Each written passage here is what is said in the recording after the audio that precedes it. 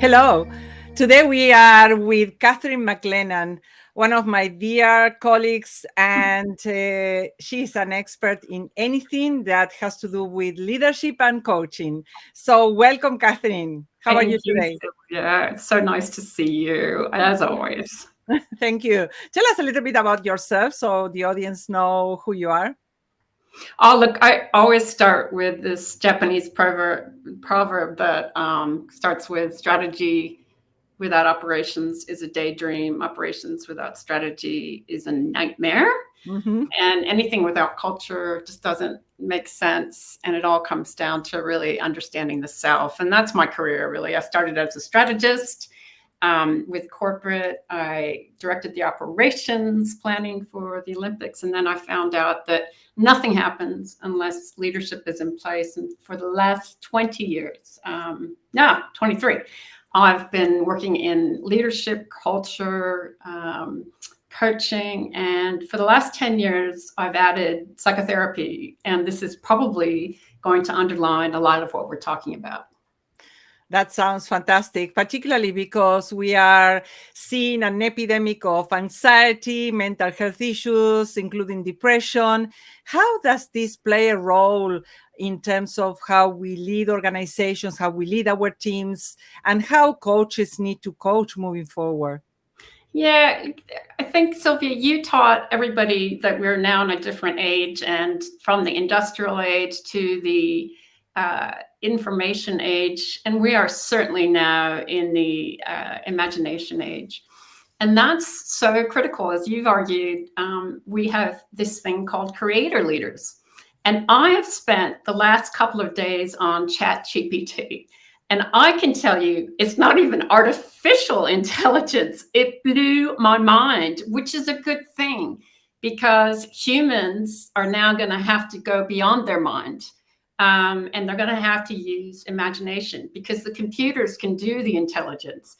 They can do the information gathering like there's no tomorrow. It wrote me a 20-page white paper, and not the one that I produced for you, but a 20-page white paper on CEO succession that's so well written. It blew my mind, but it's written on the information that exists already. So I don't have to spend, it would have taken me probably about a month to gather that and put it in sense. What I have to do is imagine the future, which it cannot do. It just doesn't exist. So for leaders and for our cultures to really emphasize that imagination is so critical because the computers have taken the need for our mind and our intellect to work. We got to go beyond the mind. Exactly. And we started to talk about the imagination age 10 years ago. We didn't know we were going to go through a pandemic and come out through the other side, and that imagination was going to be such an important thing. And it's not the same to lead a team of people than to lead a team of creative people. We need to develop and learn new skills. So, what are some of these skills leaders need to learn? I mean, the education hasn't caught up. So we are still individuals that lead by our intellect. And we are not lateral thinkers. We're very logical thinkers that think on an individual basis. It's very hard for most people in organizations, particularly, to think collectively, to think with system thinking. And it worked for a while because we're still stuck a lot in the industrial age and information age where everything made sense.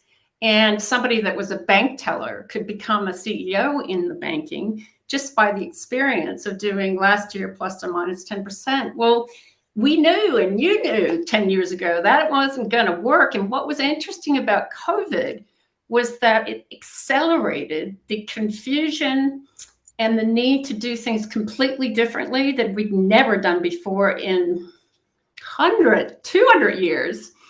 And it became necessary to understand imagination because we have to think differently. And now we're really confronting, and I can tell you that this ChatGPT is completely accelerated. And it's going to get faster and faster, and humans are going to have to find their role again, and that's going to completely change the way we lead and create these creators as leaders. Yes, and it can be very scary for some people. Although today we kind of got trained in the tsunami that may come and hit us at any time. So we are in a better position to deal with uncertainty and ambiguity and complexity than we were 10 years ago, I think. Yes and no, I think, because, we've always gone back to that military term that came out in about 2000 that you're referring to, that VUCA: volatility, uncertainty, complexity, and ambiguity. But nobody really took that on. We said that a lot, and everybody thought, yeah. And we got through 2008 when it really became important to understand, but then we made sense of 2008.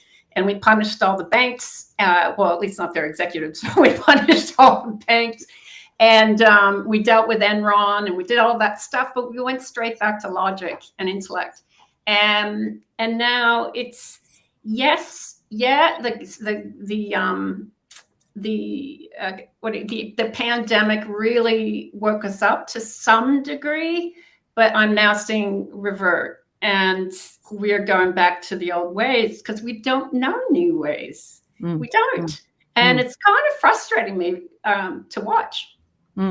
Yes, it can be very frustrating, particularly because it is generating lots of issues for people, because during the pandemic, people had time to reflect and to wonder what's the meaning to life and what's their purpose. So how do we coach people for meaning and purpose? Because there's a lot of pressure on leaders to have to deal with this as well. Yeah, it's... I think a lot of people, what I've noticed, they were struggling with that. It did create for some anxiety and for others relief. And then now that COVID has kind of not disappeared, but we're sort of used to it, I'm finding that most of the people are just relieved that they don't have to comprehend this. They've gotten used to business as usual. And that's not healthy in an imagination world. It won't work that way. And so coaches are really going to have to almost not push the VUCA upon leaders, but help them be in that world so that they can create new ways. And that will be so important. And that most coaches do not know how to do that. And based on that, I'm pleased to announce that you will be one of our faculty members for the program that we're about to launch in August, the Diploma of Neurobiology of Coaching. So this is such an important thing to incorporate science and biology and neuro in the coaching profession. So there has been some attempts, some people are doing certain things, but we thought we would put it together in a nice format so people have a framework to follow and have some competencies that they can develop based on what we know so far about neurobiology. So tell us a little bit about the business case for the neurobiology of coaching. Well, the business case really lies along so many lines, Silvia. First of all, in order to create new revenue, the rate at which the products and the services are changing is astronomical. I just can't tell you, if anybody hasn't been on this thing, it's the artificial intelligence is going to make services and products so new and so strange and so weird at a much faster rate than we've ever seen before. And organizations that don't move will disappear faster than they've ever disappeared. And we just don't think that's possible. A huge bank or a huge oil company or a huge fast-moving consumer goods, they're going to disappear if they don't learn how to leverage this, which means they're going to have to teach their humans to do new thought and really leverage the intelligence and information from the computers, which is amazing. But you've got to be able to imagine how to use that intellect of the computer, which I don't even call artificial anymore. That was not artificial that I experienced. And how do coaches upgrade their knowledge to coach their clients in this space? Most coaches today are still stuck on that logical intellect push. Like my old swimming coach, classic example. So as I wrote in my paper for you guys, I was thinking my old swim coach was like, accountability, push, really hard. And so that at the end of the year, you can rest up, you've got the muscles and you've got that. But what was interesting about it, that didn't really work because it wasn't attuned to our body and our mind. There was no psychology. There was no testing of lactic acid. There was no understanding of the different physiology of sprinters and long distance swimmers in their blood cells. And the mind. There was no meditation. There was no understanding of extreme amounts of depression that a lot of swimmers experience. And so I liken it to that, and coaching started from sports. Sir John Whitmore, who's brought us the GROW model, and Timothy, who wrote the Inner Game of Galway, who wrote the Inner Game of Golf and the Inner Game of Tennis. That's how sport coaching came in. And so many of the coaches today are still stuck in that model. And it's like a model of holding accountability. It's not a model for allowing us to grow creativity. And another topic you will talk about is how do we grow our inspiration? Yeah. Because inspiration fits much better into the creative's world rather than command and control. So what do we need to know about the brain and the heart and this integration between the different organs in order to become more inspired? Tell us a little bit of what you're going to teach. It actually goes back to ancient history. Our ancient ancestors were phenomenal at intuition. We laugh or scoff even at our indigenous people from all over the world. Yet their inspiration bypassed any intellect, and it was so amazingly wise. And I'm telling you, today, logic is not going to suffice. The computers can do logic for us. We have to be able to draw something that is way bigger than us. And even Einstein, if you imagine, he knew this. Yeah. He was phenomenal at mathematics. And who knows what his IQ was, but that wasn't the point. His inspiration to be able to expand his mind past the intellect up to the heavens and look down on the earth and see that time and space was relative is extraordinary. And when you read his writings, it doesn't come from the mathematics. It comes from the meditations that he did and the writings about spirituality and the writings about how the mind and philosophy works. That's where it came from. And our ancient people knew this, if you go back.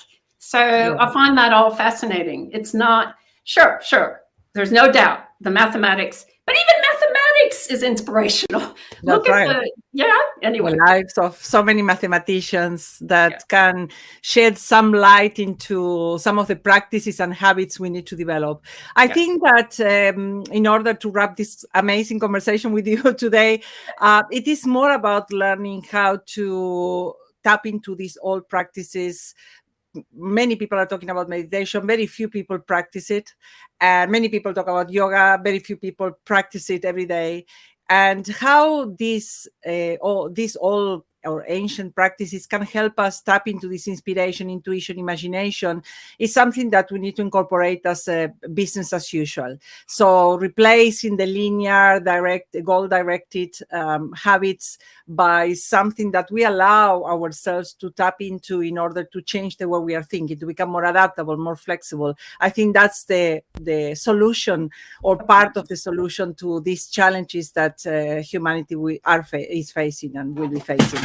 And I think, Silvia, just to maybe wrap it up too, is what you guys have done is bridged the intellect who gets fascinated with science, which you have brought so well by your integration of all the neuroscientists, yourself, the discoveries, I say discoveries, that have reaffirmed what we've already know. And that's a great bridge for us to come over to a world that needs to go past that intellect. And as we understand intellectually why to meditate, because we need to get into theta and delta, as we understand intellectually, that'll then allow us to bypass the mind, ironically. But people have to apply the old world of discipline to it. And that's something we're not used to or not going, despite all the work on the mindfulness. I haven't seen that much shift in dedication to to that practice, as you said. Yeah, and Simon Sinek says it very well. Start with why. So perhaps when our intellectual mind understands why we need to meditate more or do certain practices, we'll trust ourselves enough, and we'll trust the teachings enough for us to start doing it. So I'm so excited about you participating in this program, Katharine. I have no idea, because anyone who taps into your wisdom and knowledge and expertise throughout the years will benefit significantly. So thank you for playing with us, not working with us, playing with us. And Yes, we so will the be seeing last, you soon. I'm delighted. The last thing I'll say, if anybody, I had a chance and I wasn't able to go up to Exmouth in Western Australia to see the solar eclipse, which this particular one, and if anybody saw it on TV, you'd have to say it was so far beyond intellect that this was possible. And this is the thing, we have to go back to the wonderment of being a beginner's mind and being just inspired. This one of the things that reminds us to go beyond the intellect literally just happened last week, which is the solar eclipse that only Exmouth in our country was able to see. It goes across a path that went just on the corner and went up to Indonesia. And the inspiration that brings, it's beyond our understanding. And that's the kind of world that we can tap into. And that is just the tip of the iceberg. So again, the neurobiology of coaching will help us to learn how to bridge that intellect into that imagination. And I really look forward to joining you guys on that course. I'm so excited. It's like you haven't seen this before in all the training that's out there. So I'm delighted to work with you guys on it. Thank you, Katharine. We too. And we will be seeing you soon in August.